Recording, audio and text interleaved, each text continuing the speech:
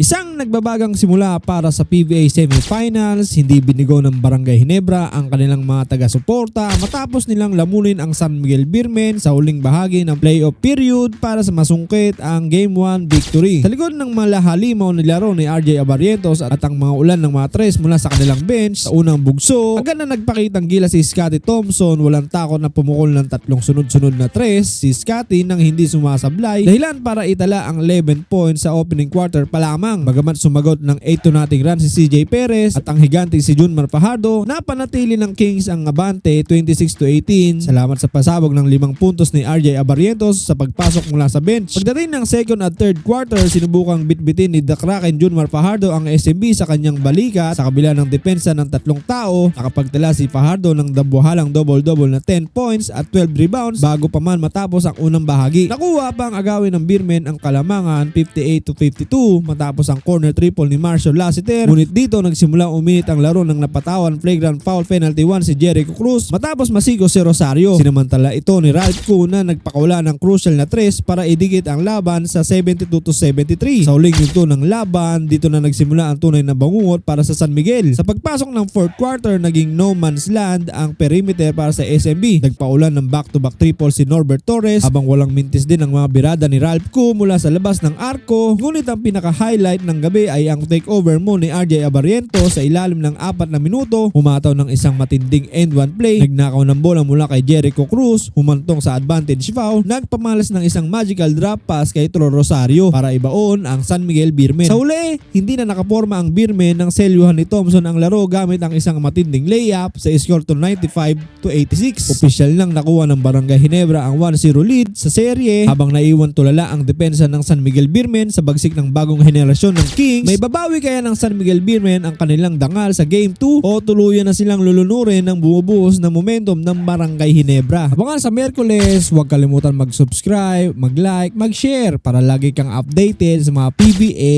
action.